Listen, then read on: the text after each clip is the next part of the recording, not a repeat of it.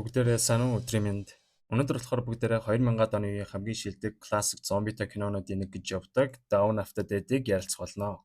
Киноны найруулагчаар The Justice League, Batman, Man of Steel гэд бидний мэдих олон алдартай кинонуудыг найруулсан найруулагч Zack Snyder ажилласан. Zack Snyder 2004 онд энэ киног найруулсныхаа дараа дэлхийд дахинд их алдаршсан гэж яригддаг. Энэ киноны хамгийн анхны хувилбар 1974 онд дэлгэцнээ гарч исэн ба 30 жилийн дараа 2004 онд ремейк хийсэн ба өнөөдөр бүгдээрээ 2004 онд гарсан хувилбарыг нь ярилцах болно.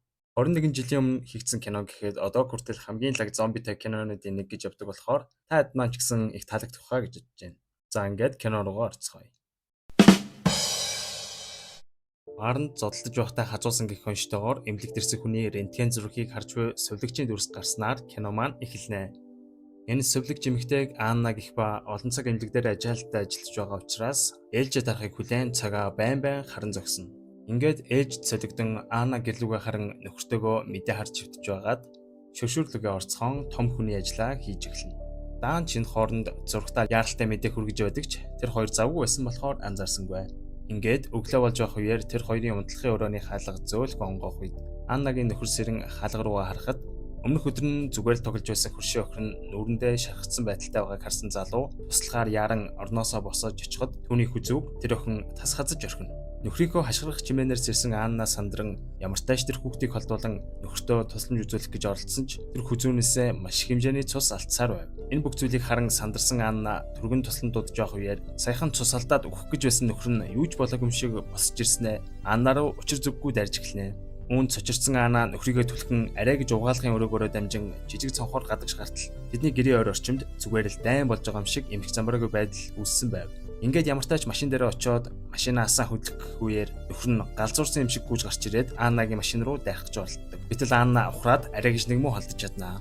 Болж байгаа зүйлд үнэхээр итгэж чадахгүй шоконд орсон Анна машинтайгаа гудамжаар явж явах зуур яг урд нь байгаа нийтийн тээврийн автобусанд хүмүүс нэгээ цустай холон идж байгааг хараад бүх зүйл буруугаар эргээд байгааг ойлгон уйлж эхэлдэг. Ингээд цочирдон байж байтал нэг хүн машиных нь хаалгыг татаад түүнийг гарах гэж оролдоход сандарсан Анна хаазаг ишгэн хурдлаад замын хажуу руу уруудан том мод мөргөж орхино.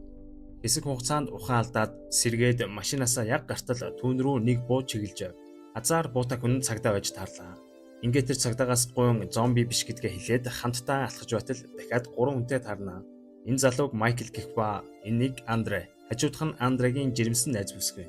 Ингээд тэд болсон үйл явдлыг ярилцгааж эхний ээлжинд хамгийн аюулгүй газарт орж хорогдох хэрэгтэй байна гэд оролцоох их дэлгүүр рүү орж хоноглоцгоё гэж тохиролцоод алхацгаана. Их дэлгүүрийн эргэн тойронд нам гүн байна. Ингээд арын хаалгаар нь орох гэх үед хаа нэгтээс зомбинууд хэд хэдээрээ гүйлдэн ирцгэн. Сандминд хаалгыг нь түгжин их дэлгүүрийн дотгошоо орлоо. Майкл, Андре хоёр их дэлгүүр дотор зомби байгаа эсхийг шалгахаар явхаа цагдаа хоёр эмэгтэйгээ хараад үлдэхээр боллоо. Ингээд спортын дэлгүүр дундуур явж байх үед Майкл руу гентхэн зомби дайрах үед хаа очиж сандрахгүйгээр түүнийг алж орхино. Нөгөө хоёрыгоо хүлээн сууж байх зуур манай гурийн сууж байсан усан ориглоорын усан дотроос бас нэг зомби гарч ирэн жирэмсэн эмэгтэйг хазах гэж оролдоход цагдаа хамгаалах ба газар унсан буугаар нь Анна зомбиг нам буудаж орхидог. Буун дугаар эргэн цугласан тэд лифтэн сон 2 давхлуу гарах үеэр тэнд 3 хүн буу шугаагаад угтж байдаг. Энэ 3 болохоор энэ их дэлгүүрийн хамгаалалтын ажилтнууд юм байна л да. Энэ 3-ын 2 нь манай хэдийг их дэлгүүрээс хөөх гээд байдаг ч гэсэн энэ залуу хаа очиж адилхан хүмүүсөөж эндээ байлгасан ч яахвтай гэд хамаагүй сэтгэлтэй. Ингээд бөөндөө ярилцж байгаад энэ их дэлгүүртэй хамтдаа эвтэйхэн байхаар болдог. Энэ хооронд Андрегийн найз охин сая зомби дайрах үеэр гарандаа авсан ширхээ харуулад тэр хоёр энийг бусдаасаа нууцгаа гэж тохирдог. Манай хэд их дэлгүүрийн дээвэр дээр SOS гэсэн тусламжийн тэмдэглэгээ тавьсан ч ямар ч аврах багийнхан тэр хавар ниссэнгүй. Ингээд хэд хонлоо. Гэтэл зэрэгэлдэх бууны дэлгүүрийн дээвэр дээр нэг амьд хүн байгааг харав. Түүний бичсэн зүйлийг дурангаар хартал тэр бууны дэлгүүрийн эзэн ба тэндээ гасчихсан байгаа нь энэ байж. Ер нь тэдний ойролцоох гудамжууд зомбигоор дүрчгсэн байлаа. Хамаагүй гарвал шууд хазуулахаар нөхцөл байдалтай байв. Ингээд удалгүй нэг өдөр тэдний их дэлгүүрийг нэгэн ачааны машин хурдтай чиглэн ирж байгааг харсан манай хэд оруулах уу яах уу гэж хоорондоо нилээд зөрөлдөөд бүр буу шидэмдээ хурч бооин болсны эцэст тэр хэдийг их дэлгүүр рүүгээ оруулахаар болдог. Андре, Майкл хоёр доош буун их дэлгүүрийн ачааны хаалгын онгойлгон машинуудыг оруулдаг. Ингээд 8 хүн тэдэн дээр шинээр нэмэгдэн ирлээ. Тэр дунд нь бие тоосон залуу, аав охин хоёр бас нэг шахацсан бүдүүн эмэгтэй зэрэг хүмүүс байлаа.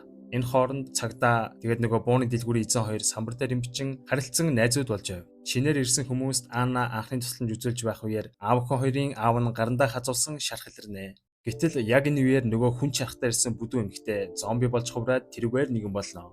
Анна харин ч хэр баргийн ирээс гарахааргүй зориг гаргаж бүдүүн эмэгтэйг алж өргөдөг.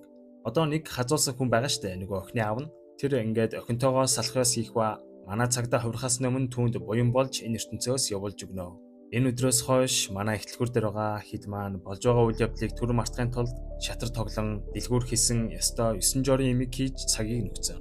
Эднэр ихтлгүүр дотор байгаа болохоор хоол хүнс энтерт санаа зовхомгүй сайхан юм да. Ингээд тэд орой хоол идэн ярилцсан сууж байтал дэлгүүрийн тог тасрах үеэр манай хэдэн залуучууд нийлэн генератор асаахаар явцгаана. Ингээд тэд бие нэг давхар дээрэн алхаж байх үеэр нэг зүйл хөдлөөд байхаар нь хартал энэ гэмгүй нохоо биш таардаг. Яг энэ үеэр хөлн тасарсан зомби таазны парнаас зүгдэн үсрээд манай залуусын нэгийг хазах үеэр бусад зомбинууд ч гэсэн тэдний чимээг сонсоод дэлгүүрийн бие нэг рүү гүйлцгээж байв. Замд нь байсан бензинийг асгаад эдгээр зомбинуудыг шатааж ам аврагдана. Гэтэл энэ үеэр нөгөө Андре чинь жирэмсэн ихнэрээ дэлгүүрийн нэг өрөөнд оруулчихад ер нь хүмүүстэй уулзахгүй би энэ тааруу байгаа гэх зэрэгээ шалтгаалаад хит хонсон байсан ба яг юу болсон бэ гэхээр ихнэр нь гарандаа шархавцсан байсан штэ. Энэ хүндрээд зомби болж хувирсан байсан ба оронд хүлээд зөвхөн хүүхдээ яаж иж байгаа төрүүлнэ гэд байж байдаг. Яг энэ үеэр ихнэрийнх нь эрүүд мэндэд санаа зовсон нэг ихч юу болоод байгааг шалгах гээд тэдний өрөө рүү яваад ортол эбо үзэгд зомби хүүхэд мэдлсэн байсан ба ихнэр нь зомби болсон байгааг хараад бууга гарган ихнэрийг нь буудах үеэр мань Андре ч гэсэн бас буу гаргаад бие рүүгээ буудалцсан өөрсдийгөө хөнөөж орхидог. Бусад хүмүүс бууны чимээгээр тэнд очин юу болсныг харцгааж дөнгөж мэдлсэн зомби хүүхдийг буудан явуулж өгдөг. Ингээд тэд нухацтай ярилцах үеэр нөгөө шинээр ирсэн бие тоосон гарч нь бас хурган мөнгөтэй гаруулж таарна.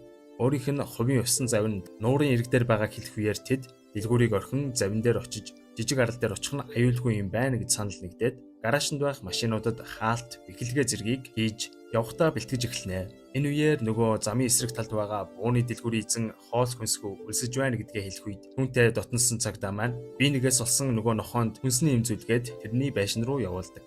Бууны дэлгүүр рүү нохоо яг амжилттай орж явах үеэр тэнд байсан нэг үлбисэн зомби нохоо орсон нүхийг онгойлгоод зомбинууд дотгошоо яваад орцгоно. Ингээд бууны дэлгүүрийн эзэн хазуулж холбоо тасарна. Нохоог тийшээ явуулсныг мэдсэн нөгөө аавыгаа алдсан охин дур мэдэн нөгөө ачааны машинаар нохоог аврахаар бууны дэлгүүр рүү яваад өгдөг. Гэвч нөгөө нохоог аварсан ч юм байхгүй өөрөө зомбинуудад бараг алуулах шахан нэг өрөөнд өрийгөө түгжээд бусдаасаа станцаар тосламж гуйж уйлдаг. Ингээд манай хитэн залуус охиныг аврахаар газар доорх муу усны суугаар дамжин очихва нөгөө их цантаа нөхөрт чинь тариншааны гарцыг сайн харж байгаарай гэж хэлсээр байтал таглагын чанга хааснаар зомбинуудын анхаарлыг татаж тэд дайрцгаан бөөн будалсан болно. Арай гэж бууны дэлгүүр рүү орох үед бууны дэлгүүрийн эзэн айл хэдийн зомби болсон байх ба түүнийг устгаад охиныг авран дэлгүүрээс овоо хитэн буу зэвсэг авцгаан буцаад явах үеэр тэдний нэг зомбинуудаас зүхтахтаа хөлөө хуулж орхих ба CJ түүнийг чирээд явах гэсэн боловч ямар ч боломжгүй байлаа. Энэ CJ чинь эхлээд амар орохгүй гэж сүртэй яриадсан ч гэсэн яг сэтгэл дотроор нэлээд зөөлхөн ажгүй залуу байсан байж таардаг. Их дэлгүүр рүү орох хаалга төвжээтэй байсан тул яг буудалцах гад манай хэд бэлдээд байж ах зур Анна хаалгыг онгойлгосноор ашгүй гişнэг дотгошоо ороод яг хаалгаа хаах үеэр баахан зомби дараад хаалгаа хааж чадахгүй алдчихдаг. Ингээд нөгөө баахан зомбинууд чинь дэлгүүрийн дотгошоо нэвтрэн тэдний араас хөөж эхэлнэ. Ингээд бусдыгаач дагуулan бүгд бэлтгэсэн машиндаа сууцгаан их дэлгүүрийн гараашийн хаалгыг цөм мөргөн гарахад гадаа бүр хэдэн зуун зомби. Энэ үеэр CJ газ чидэн буудаж машины зам гаргаж баахан зомбинуудаас холдож чаддаг. Тэд нилээн явж явах үеэр тэдний нэг машины ард зомби зүгдсэн байгааг харах үеэр нэг нь цахилгаан хөрөөгөөр аландаа гэд босх үеэрээ гай болж яг нэг эвгүй эргэлт таарад далигаад өөрсдийнхөө нэгийг хүрээдж өрхнө. Үүнээс нь болоод тэдний сууж явж исэн машины цонхон нүл цас болоод машин онхолдож орхидог. Ингээд тэдний урд явж исэн CJ энийг хараад буцаж иргээд нөгөө хэдийг аврахаар машинаа эргүүлнэ. Онхолдсон машин дотор нөгөө хогийн их цантай баачгач нь баг яагаачгүй байх ба машинаасаа төрүүлж гарах үеэр зомбинд хазуулаад чад. Ингээд нөгөө машин ирээд Анна төрүүлж бун нөгөө хэдийг аврах гэж оролдоход аль хэдийн халдварлсан нөгөө их цантчин гарч ирэх ба Анна ганц юм зоогоод л дахиад чад. Мань цогцсноос замныхан дэлгүүрийг авах үеэр бас баахан зомби аль хэдийн тэднийг гүйцэж ирээд хазах гэж оролдоно.